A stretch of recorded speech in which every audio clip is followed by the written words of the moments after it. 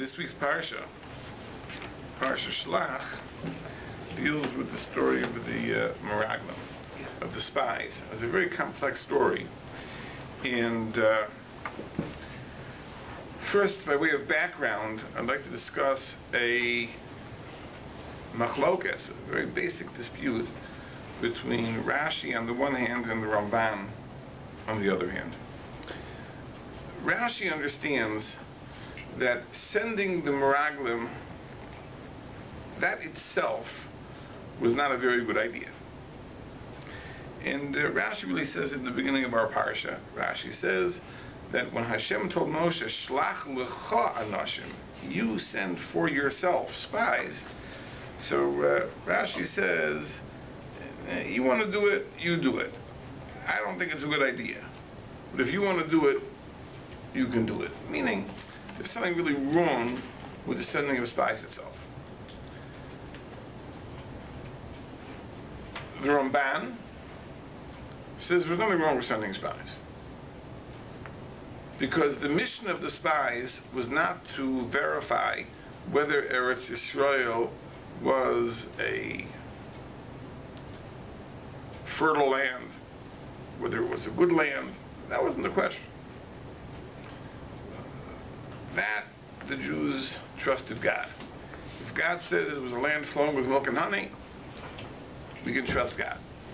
But the question was that if you're going to conquer a land, you need to have military intelligence. You have to determine where are the strong points, where are the weak points, what is an appropriate entryway, what pitfalls can be avoided. And that was the mission of the Meraglim. The mission of the Meraglim really was to gain intelligence for the upcoming military campaign. And there was nothing wrong with that, because we know that in life we are not allowed to rely on miracles. So if we're going to conquer the land, presumably it's going to be in the natural way of warfare. And for that, advanced intelligence is helpful. What was the sin, says the Ramban? The sin was that the Meraglim came back with a negative report. So there was no sin in the sending of the spies. The sin was in the report that they brought back. Now, the Ramban asks himself. That's a very difficult thing to understand. And what were they supposed to come back with? False report. Were they supposed to put it in the best light, even if it seemed that that wasn't the case? So the Ramban says, if you read the words of the Meraglim, they went wrong on a single word. Meaning, as long as they stuck to the facts, that was okay. And they said that, the Amalekim are here, and the Canaanim are here, and the cities are fortified. That was okay, because those were the facts. But when they said Ephes, they said, but the land is unconquerable, this already was editorial comment. Here they were drawing conclusions. They were saying that not only are there problems, but ultimately we will be unsuccessful in taking the land. That, of course, was a lack of faith, and it was a lack of faith that became contagious. It infected the entire nation, and that was the sin. Go back to Rashi. So Rashi says the sending of Meraglim itself was not a good idea. But even according to Rashi, we don't assume that the sending of the Meraglim was the only sin. Probably the Ramban is right, that the real sin was the sin of the negative report. It was also a sin to send the spies. But that sin of sending the spies would not have warranted such a terrible punishment. But because the spies came back with a negative report, and the spies roused the rabble to rebel against the authority of Moshe Rabbeinu and to act to return to Egypt, that's why there was a terrible punishment that the Jews would have to wander 40 years in the desert. That's the simple reading. Meaning that the machlokes, the dispute between Rashi and the Ramban, really is on a very, very minor point. Whether the sending of the spies, was it a good idea, was it a sin, which is an interesting issue. But the real sin for which the terrible punishment came, was the sin of the negative report, the Lashon Hara about Eretz Yisrael, and that Rashi will agree to the Ramban. That's what I would have said. But let me share with you a medrash, which clearly implies that the calamity which followed, the terrible punishment that the generation that left Mitzrayim should die in the desert and not come into Eretz Yisrael, that fate was because of the sin of sending the spies. Not the sin of the spies' evil report, but the mere sending of the spies already brought that terrible calamity. And this is how the medrash goes. It's a fantastic medrash. We'll discuss several aspects of it. The medrash says that what is this story of the Meraglim comparable to? Sometimes Chazal try to make something clear by using a mashal, using an illustration. So the whole story of the Meraglim, what is it comparable to? So the medrash says like this, Medrash Tanchuma says this is comparable to a man who is looking for a wife for his son. And he went around, he spoke to matchmakers, and finally he identified a young lady who had every endowment.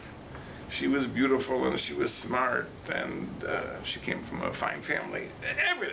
Everything was perfect. And he goes to his son and says, "Son, I have the Shelach, the match of the century for you. She's everything that you could possibly want." So the son tells his father, "Fine, let me see for myself. Let me see for myself. I'll meet her, and then if I agree, then I'll be glad to marry her." So the father is very upset. "You don't trust me? I'm telling you, she's perfect." He says, "And you doubt me?" He says, "Because you doubt me, I'm not going to let her marry you. Because I'm going to have her marry your son." Now, as an aside, it's a little bit strange. Because presumably this young man is not yet married. So let's say that he's in his early 20s. And the young lady's in her early 20s. So what is the father saying? That I'm not going to let you marry her. Meaning you'll marry somebody else, and you'll have children, and your son will marry this girl over that time. She'll be 20 years older than that. Yeah. So that a Shelach, that his 20-year-old son will marry this 40-year-old girl. I don't know the answer to that question. This seems bizarre. That's what the father said. The father says, "You doubt me? I'm not going to let you marry her." So it's the same thing over here. It was God told Moshe Rabbeinu, Eretz Yisrael, it's a rich land, a fertile land, a land flowing with milk and honey. It's a wonderful land. And the Jews said, "We want to see for ourselves." Now this is a reference to the fact that in Parshas Devarim,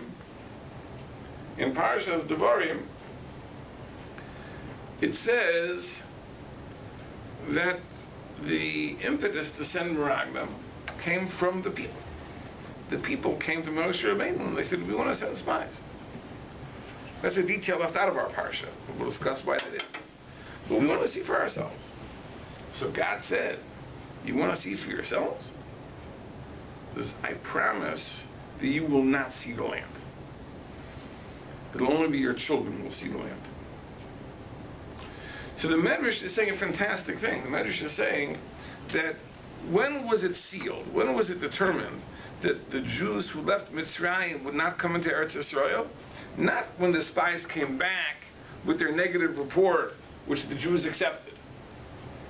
It was for the having sent the spies in the first place. You sent the spies? You want to see for yourselves? I promise you won't see the land.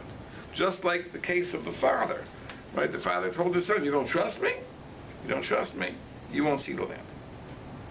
Or you won't marry the girl." Now, let's put the Medrash on the back burner for a second, or rather, let me talk about one preliminary part of the Medrash, just for our understanding. When we talk about a mashal and an imshal, an illustration, and that which the illustration comes to illustrate and clarify, the way a mashal works is we explain the unfamiliar in terms of the familiar. Let's say, for example, I would tell you that, I had a very interesting lunch today. I had kangaroo for the first time, kangaroo meat, for the first time. So you ask me, really, kangaroo? What does kangaroo taste like? And I say, it tastes just like chicken. Right? So that explains the exotic, the unfamiliar, by relating it to the familiar. Kangaroo, just like chicken. But let's say I would come and tell you, I had chicken today for the first time. And you say, really? I said, what'd you think? He says, just like kangaroo. Right? Doesn't make any sense. In other words, I'm trying to explain the familiar in terms of the unfamiliar. So that, you don't do that. So for example, in America, if I would tell you that, there's a game called cricket that's played in some places, and you say, really, how does cricket work? And I say, well, it's very similar to baseball. So in America, that would make sense, right? If I would tell you, there's a game we play here in America called baseball, and you say, really, what's baseball like? I say, no, it's just like cricket. It wouldn't make sense, right? Because cricket is unfamiliar. You don't explain the familiar in terms of the unfamiliar. But if we were having this conversation in England, it would be the opposite, right? If I'd be telling you about baseball, and I would tell you baseball is just like cricket, that would make perfect sense. Because their cricket is familiar, baseball is exotic. In England, if I would say that cricket is just like baseball, that wouldn't make any sense. In other words, a mashal and a nimshal always has to explain the obvious and the familiar, right, as a means of clarifying the exotic and the strange. Now let's think about this for a second. Because we have two stories. We have one story where the Jews doubt God. They doubt God. God says that Eretz Yisrael is a land flowing with milk and honey, and the Jews say we want to see for ourselves. We have the other story where we have a father who says, I found the girl of your dreams, and the son says, I want to see for myself. Now, which case is more obviously improper? Well, we would have said to deny God is certainly worse than denying your father. That's what we would have said. So if we were writing the Medrash, we would have said that, you have the story of this boy who told his father, I want to see for myself. You know what that's like? It's just like the story of the Meragla, right? Where the Jews doubted God. So you'd say, that's an interesting thing, interesting perspective. If you doubt your father, it's just as bad as doubting God, which is obviously wrong. But the Medrash goes the other way. The Medrash says that the Jews doubted God. They said, we want to see for ourselves. So the Medrash says that's hard to understand. What's wrong with doubting God? Like what's wrong? You doubt God? What's wrong with that? No. It's just like doubting your father. Right? In other words, the Medrash brings the story of the father and the son to clarify the story of the spies. That if you're wondering what's wrong with doubting God, the answer is, what's wrong with doubting God? It's just like the boy who doubted his father. Which seems strange to us, because in our way of looking at it, doubting God is more obviously wrong than doubting your father. So how do you understand this? Now, I think the answer to the question is a little like this. Let's analyze this for a moment. Why does the son doubt the father? He thinks the father's a liar. He thinks he's dishonest. Why does the son say, I want to see for myself? I think the answer is very simple. You see, the son thinks like this. That, when a father looks for a shidduch for his son, the father has a whole different set of considerations than the young man himself would have. Maybe the father has a personal interest. Maybe the girl's father is his business partner. Maybe he stands to gain. Maybe the father has certain religious principles which he feels will be realized in this shidduch. The son is interested in other things. The appearance of the young lady might not be so important to the father. It might be very important to the son. There can be all sorts of considerations that the son thinks that the father is well-meaning, but he sure doesn't take into account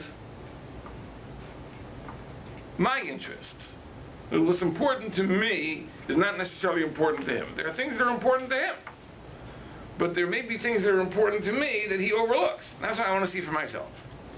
When you think about that for a moment, then in the case of God, It's certainly so. God's plane of thought is so far removed from our own. As the verse says, "Kilo machshavaisai machshavaisecha." My thoughts are not like God's thoughts. Right? God's thoughts are on a different plane, total different plane. So if God says that Eretz Yisrael is a good land, what are the godly considerations? It's a spiritual land. It's a land, Chazal say that the very atmosphere of Eretz Yisrael makes a person spiritually wise. Avir Eretz Yisrael Machkim. It's the source of Kedusha. It's the place where the temple stood. There's certainly godly considerations. But the Jew who hears God saying nice things about Eretz Yisrael tells himself, but listen, I have to live there. I want to know, are my concerns going to be met?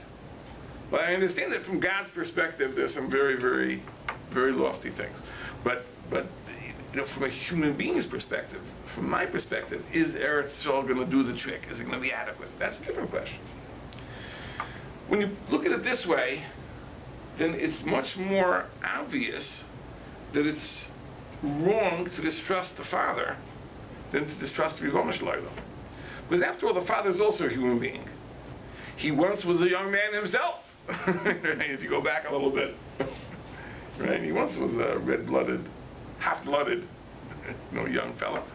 So the Father could at least somehow understand what the Son's interests may be. God was always God. Right? God was never a 20-year-old boy. Right? He always was the Ribono Shel Olam. He always was beyond. So when the Jews said, we want to see for ourselves, they were saying, of course, from God's perspective, Eretz Yisrael is the ideal land. But we want to see whether Eretz will satisfy our needs. Is that so obviously wrong? Maybe they're justified. Maybe they're entitled to say, listen, God is coming with godly cheshbonos, godly calculations, and we want to see if Eretz Yisrael meets our human needs. So how does the Medrash show the error? By relating this to the Father. What do you see in the story of the Father? Again, the Father, we understand that when the Father looks for the Shelach, the Father undoubtedly took the child's considerations in mind. Why? As we said, number one, because the Father was once young himself. And secondly, the Father loves the child. He wants his son to be happy. He's not going to look for a Shidduch which satisfies his considerations, his needs, ignoring his son's needs. Because he wants his son to be happy. So certainly, if the physical beauty of the girl is important to the son, he's going to inquire about that.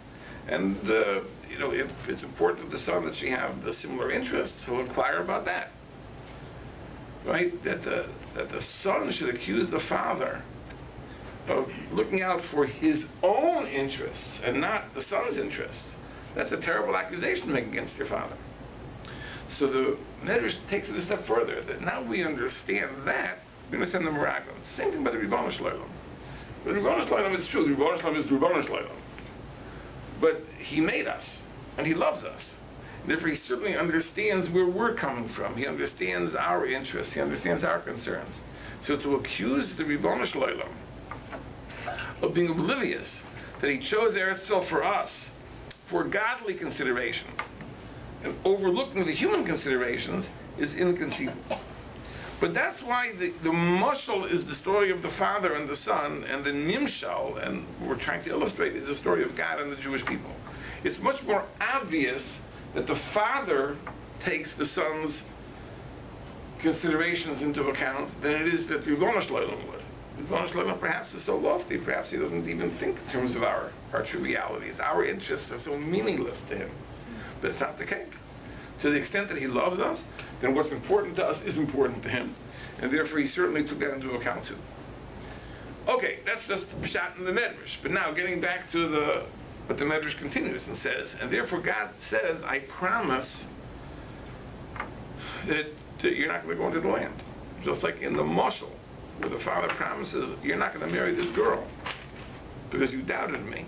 So God says, you doubted me, therefore you're not going to go into the land. So it comes up in the Medrash that at what point did the Jews lose their right to go into the land?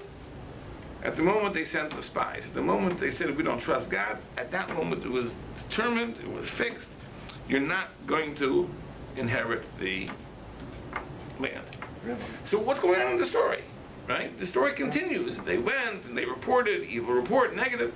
It's like, well, that is totally irrelevant. What was decreed already was decreed. The answer must be this. The answer must be, the Medrash is telling us, that once they sent the spies, there was an inevitability of them coming back with a negative report. In other words, it wasn't that these are two separate episodes. Now, the sending of the spies was sinful, but it could have had a happy ending. It could have been all's well that ends well. If the spies would have come back with a glowing report, it would have been wonderful. That's not the case. It isn't that these are two separate things.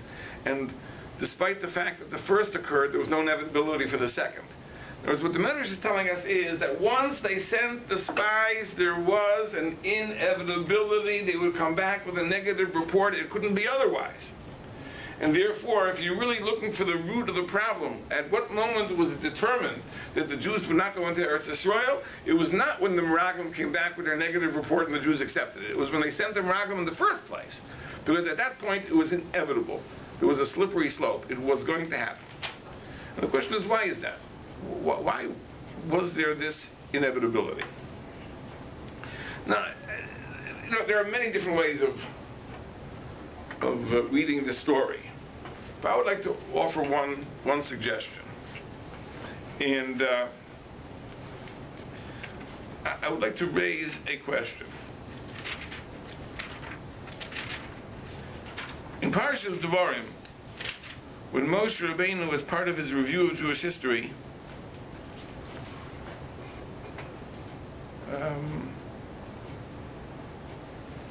says that the Jews came and asked for spies,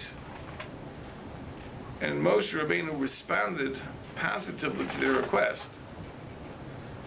The question is, why in our parsha is that left out? Why is that detail left out?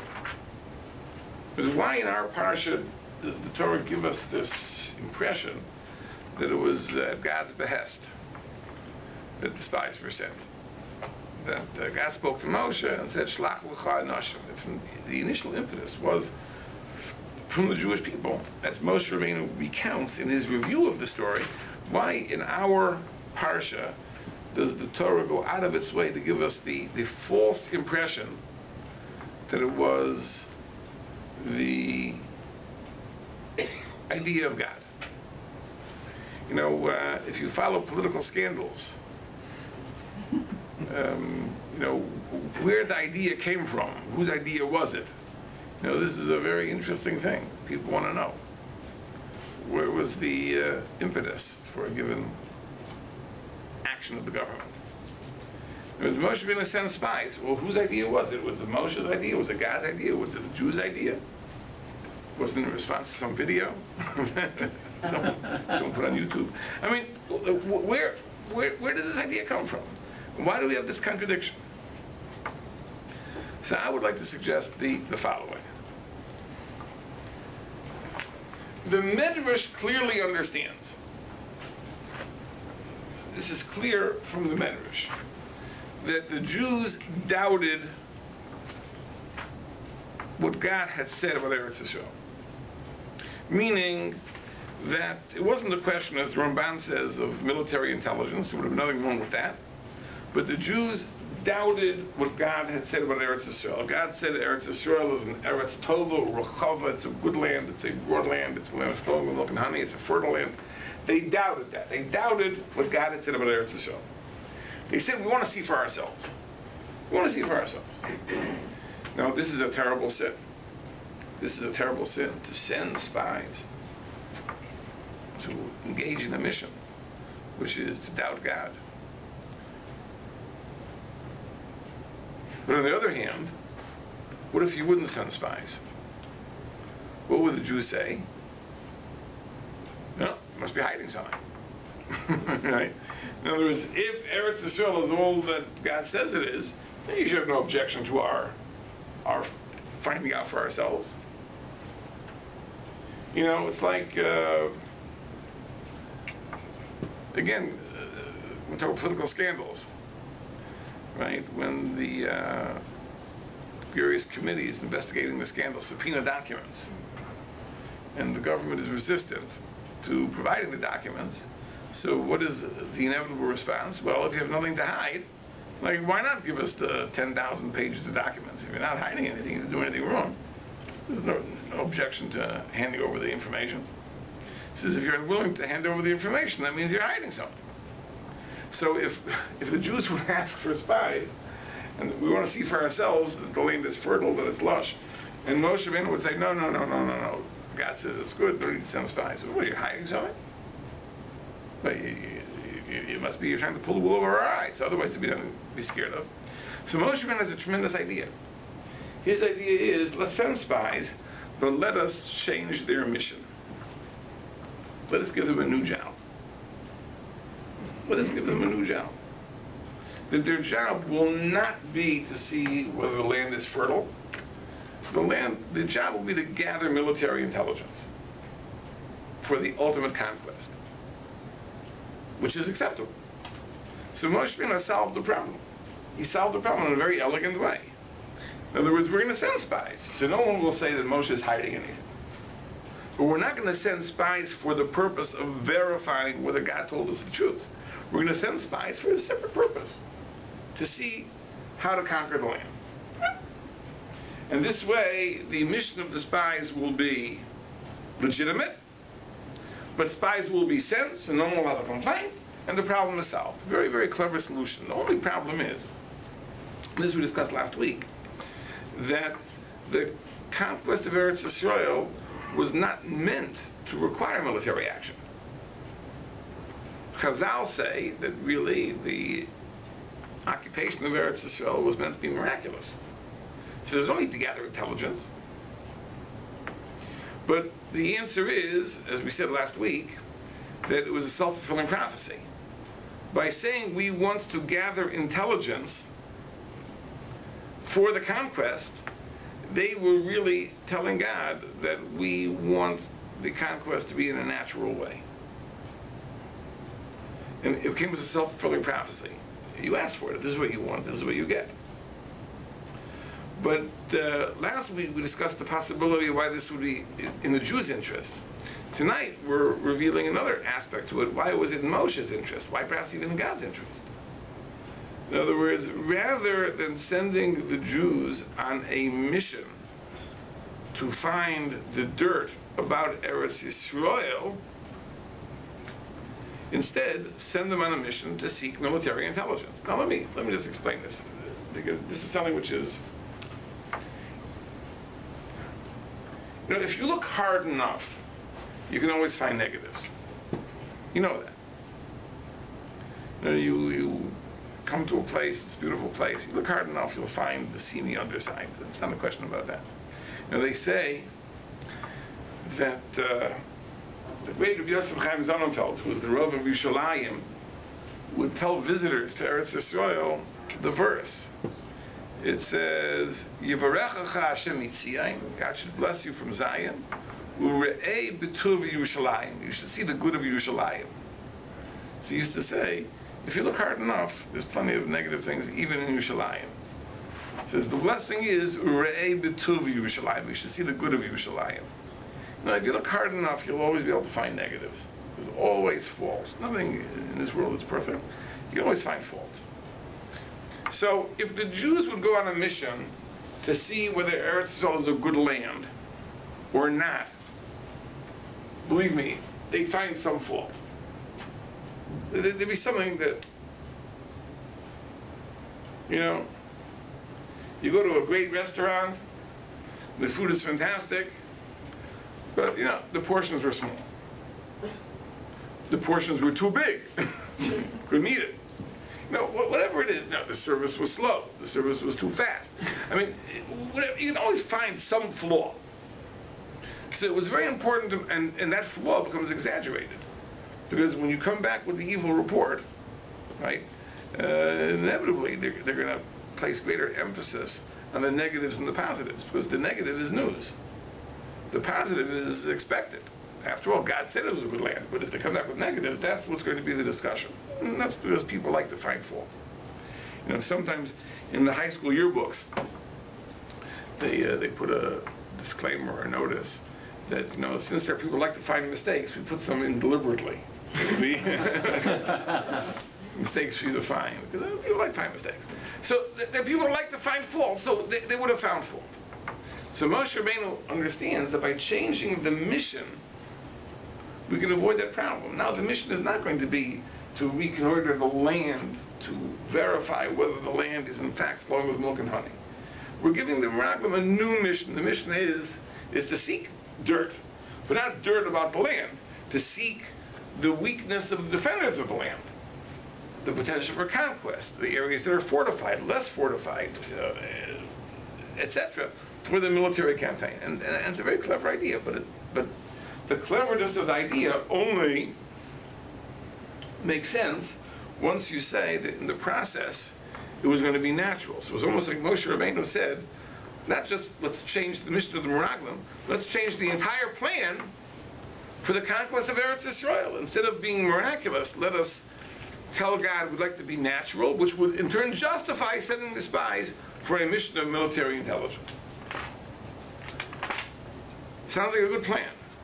There's one problem. That Eretz Yisrael, in the natural way, was unconquerable.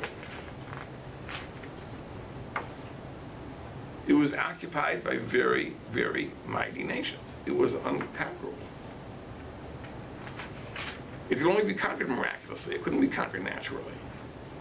And therefore, when the Meraglim came back and they said it was unconquerable, that was the inevitable conclusion given the redefinition of their mission. In other words, had they been sent to check out whether the land is good or not, they would have come back and the land is wonderful. Maybe they would have found some faults, maybe not. But it wouldn't have been a question of feasibility, because the plan would have been that God would give it over to us through miracles. But once it became established that the conquest of Eretz Yisrael would be natural, and now the mission was to seek military intelligence, so it was inevitable they'd come back with a negative report, because the land in fact was unconquerable. It just couldn't be conquered by natural means. The occupants were just too strong. And therefore, says the Medrash, that as soon as they sent spies, there was an inevitability. It could not be otherwise. At that point, at the moment they sent the spies, that was it. It was doomed to failure. The Meraglim were going to come back with a negative report. The negative report would have been accepted because it in fact was true. And accordingly, that generation lost the right to go into Eretz Yisrael. Yes? Did the Jews know explicitly that it would have been a miraculous conquest? Well, they were told it was a good land, but were they also told explicitly that this is supposed to be miraculous? That's a good question. That's a good question. Chazal say that. Presumably the Jews didn't know that. That's what we said last week, that the Jews opted for it to be a natural conquest rather than supernatural, for the reasons we talked about from the Netziv last week. But Moshe Rabbeinu also, I think, pushed the agenda in a certain way, hoping that by turning this into a mission of intelligence, we could avoid the Meraglim seeking faults of Eretz Yisrael. But again, the conclusion they came to was inevitable. Therefore, the Medrash says they lost Eretz Yisrael immediately. It was hopeless. There was no way that this story could have turned out otherwise. It wasn't that it was wrong to send spies, but it could have had a happy ending. At the moment they sent the spies, there was an inevitability. The story had to come out the way it came out. And that's the very, very tragic story. Yeah. But the truth is, yes? I've got a childish question. How many of the Jews who were going into the desert, sorry, how many Jews were there at the time that they sent the Meraglim? How many of them took a vote and said what they said, send the spies? Or were they, the leaders said, we're sending the spies, so the whole lot had to die in the desert? That's what I want to know. Well, there were 600,000 men between 20 and 60. Yeah. That the Torah tells us. And the verse implies in Devarim that there was a fairly broad consensus to send spies. That's what it seems. We're not talking about just a few people, rabble-rousers. We're talking about an overall consensus. This was a good idea. I'm a rabble-rouser. Because there were some bad Jews in Europe in 1939, 1940. So 6 million Jews had to die. Don't answer the question. Don't answer. What do you mean there were a few bad Jews? Well, why did 6 million Jews have to buy it? That's a good question. I know. That's a good question. There's no answer. But the answer has nothing to do with a few bad Jews causing for everybody else. I mean, presumably there is an answer, but the answer, I don't think that's the direction where you want to look for the answer, right? Here, there was a terrible sin which the Torah seems to say was a national sin. So therefore, undoubtedly, we should read the verse that there was a general consensus to do this. It wasn't something that was just a few people that had a bad idea, but this was something that was generally accepted. By the way, I have to mention one thing, that the sin, or the consequence of the sin, that the Jews died in the desert, did not result in anybody's dying prematurely. And that's why they have to wander 40 years. They have to wander 40 years so that everyone will live out their lifespan. In other words, in those days, 60 was considered a very, very long life. Nowadays, life expectancy is, is much longer. Someone told me they saw a magazine cover. There was a baby, picture of a baby in the cover, and they said, this baby will live to 100. And, there's good reason to believe that. I don't think that 40 years ago, people would imagine that life expectancy would be into the 80s, right? It's hard to imagine. When I was a kid, I remember people, friends of my parents, passed on at much younger ages. So, life expectancy in our lifetime has been extended. But in those days, 60 probably was considered a very long life. Yeah. And the Torah tells us that the reason the Jews were in the desert 40 years is that even the people who were just 20 at the time of the Exodus would live out their lives until they were 60 and die in the desert. So in other words, that because of the wandering in the desert, no one died prematurely. Yeah. Right? Instead of dying in Eretz Yisrael, they simply died in the Midbar. So what was the punishment? The punishment was they lost the right to go into Eretz Yisrael. Well, you think about that. In other words, the punishment doesn't seem as harsh as we think. It wasn't a decree of death, of annihilation. The people lived as long as they would have lived, right? It was a decree that they would not go into Eretz Yisrael. As we say in Kabbalah Shabbos, Asher nishbati bi'api, I swear in my anger, im yavo'en al menucha sida, they would not come to my resting place in the land of Israel. So it simply was, we're not talking about the Holocaust. We're not talking about, hundreds of thousands of people dying prematurely, or tragic, brutal deaths by unimaginable torture. We're talking about people living out their lifespans with the disappointment of not being able to go into the land of Israel, which makes, perfect sense. It's a very elegant measure for measure. If you reject Eretz, you don't want Eretz Yisrael, so you won't have Eretz Yisrael. It's simple as that. It's not an amazing thing. But I just point out from the Medrash that it wasn't a consequence of the Meraglim coming back with a negative report and the Jews accepting the negative report. It was a consequence of the sending of the Meraglim. That means that with the sending of the Meraglim, there was an inevitability. You see, when you ask a certain question, sometimes the answer is inevitable. That's just a fact. In other words, if you ask the wrong question, you'll get the wrong answer. In other words, if the question is Eretz Yisrael conquerable, the answer might just be it's not conquerable. But that was the wrong question, because it wasn't meant to be conquered by military force. It was meant to be given to us as a gift by God. And therefore, maybe they would have been better off had the Meraglim been sent to verify that the land was flowing with milk and honey. They may have come back with a fairly positive report. But Moshe Rabbeinu here, maybe by trying to redefine the mission of the Meraglim, actually brought about a calamity, that there was an inevitability that they'd come back with a negative report, and that's the story as it unfolds. But this is a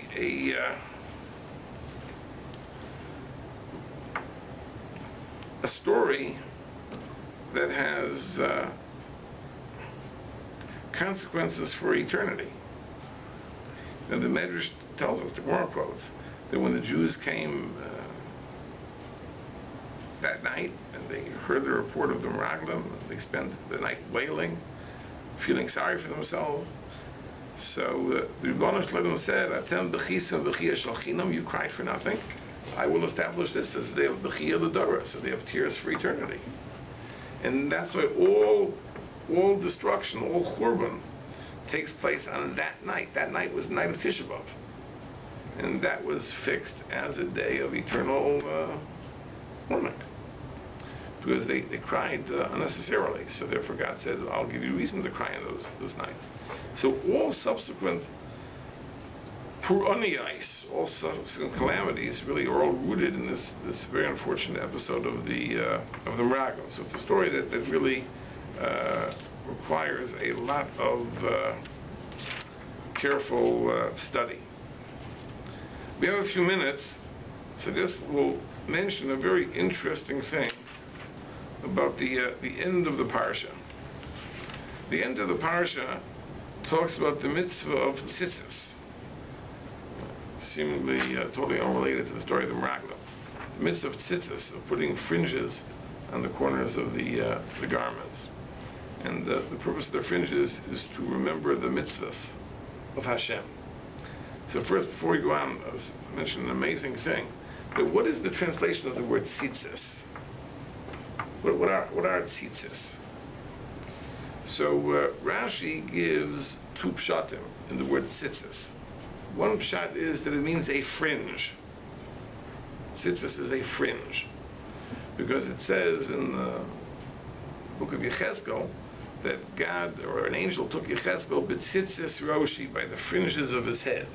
The angel grabbed Yecheskel by his hair. So it says b'tzitzis roshi. So tzitzis means a fringe of hair, a fringe of a garment. Another pshat, Rashi says that tzitzis is something that you look at.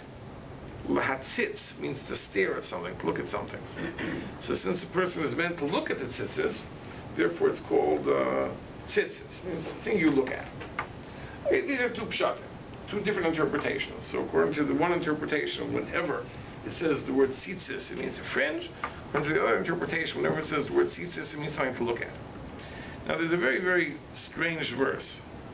It says like this. It says, "Speak to the Jewish people, and they should make tzitzis on the corners of their garments, and that you should add to the tzitzis a strand of blue." We don't practice that nowadays for various reasons. "V'haya lochem l'tzitzis, and it shall be for you as tzitzis." You know, we say this every night, every morning. We say the Shema, but the whole verse makes no sense. It says, "Make tzitzis, and it shall be for you for tzitzis." I mean, if I would tell you, bake a cake, and it shall be for you a cake. You know, make soup, and it shall be for you soup.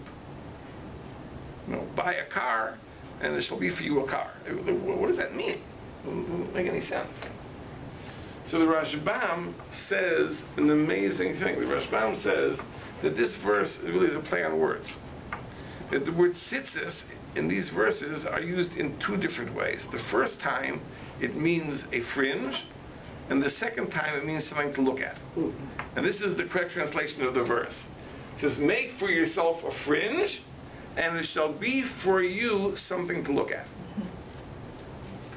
But it's a play on words, because the word tzitzis can mean both. It could be a fringe, or it could be something which is the object of vision. And it's a play in words. In other words, make tzitzis on the corners of your garments, make fringes on the corners of your garments, and it shall be for you tzitzis, something to look at, so that you will remember the mitzvahs of Hashem. Which is an amazing, amazing thing. Now, Rashi says, on the verse, which says that if you have the tzitzis and you look at them and you remember, so v'lo sosuru acharei levavchem v'acharei einechem, you will not follow your hearts and your eyes, after which you go astray. And Rashi here just says an amazing thing. Just I'll read you the words. Rashi says, "Halei v'einayim he'meraglim leguf." The eyes and the heart are the spies of the body. They seek out that which the body desires. Ha'ayin roa, the eye sees, v'alev chomed, and the heart desires, v'aguf oses averos. So if you have the fringes, it'll nip these meraglim in the bud. Now, why did Rashi use the term meraglim? Undoubtedly, because he's trying to hint to a point, which is that this parsha of Tzitzis is not something which is unrelated to the story of the meraglim. It is very, very deeply connected to the story of the meraglim. The greatest challenge we face in life is the failure to see things as they truly are. In other words, we come to challenges in life, issues, and we look at things with distorted vision, without clarity. We project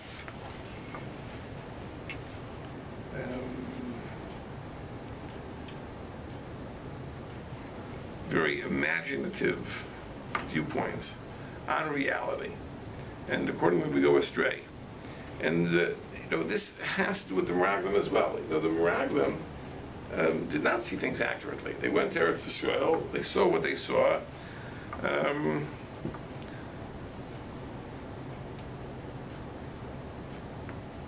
They came back initially, maybe initially their report had some truth to it, but ultimately it was, as the Torah tells us, it was totally transformed into Lashon Hara, into things that had no basis. To the extent that Chazal tell us an amazing thing. In Megillas Eicha, there are several chapters which are arranged in the order of the Aleph Beis. But in several of the chapters, amazingly, there's a reversal of two letters. In our Aleph Beis, the letter Ayin comes before the letter Pei. And in Megillas Eicha, the verse which begins with Pei comes before the verse which begins with Ayin. So it's seemingly inexplicable. But it says the Medrash, when we think about it, it makes a lot of sense. You see, Ayin, the letter Ayin means the eye. Pei is Peh, is the mouth. Normally when you report something, so first you see it with your eyes, then you report it with your mouth. Let's say you make something out of thin air, you make up a negative report. So what really happened? You reported something with your mouth which you had not seen with your eye. You put your mouth before your eye. That's the peh before the ayin. Since all the destructions which Eicha laments really have their root in the story of the meraglim, therefore the peh is before the ayin. This is the idea. The idea is that we are unable to see things clearly. We are unable to see things as they are. We distort them, and that causes us to go astray. That's the idea of tzitzis. By giving us tzitzis to look at, it's meant to be a reminder to see things clearly, see things through the correct lens. The Chavetz Chaim writes that if you read the psukim, it's a skula, it's a charm. Whenever a person is faced with a spiritual challenge, he should look at his tzitzis, and that will protect him. It's an amazing thing when you think about it. That's what the Torah says. The Torah says, look at the tzitzis, you remember all the mitzvahs of Hashem. So let's say a person finds himself in a situation of temptation. You should take out his tzitzis and give a look, and then he'll remember to do the mitzvahs. That's what it says. But the idea is that what we seek is clarity. What we seek is to see things as they are. Things that are spiritually negative, we should see as negative. Things that are positive, we should see as positive. And that is something which is very, very frightening. Because all too often we're led astray. And that's really why this parsha of Tzitzis is in the parsha of the meraglim.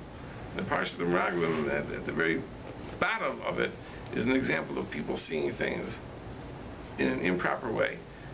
One of the ways that we overcome that is through the mitzvah of tzitzis. Okay, everyone, have a great week. Be'ez Hashem. We'll see you next Monday. You're back? I'll be here. Thank you very much.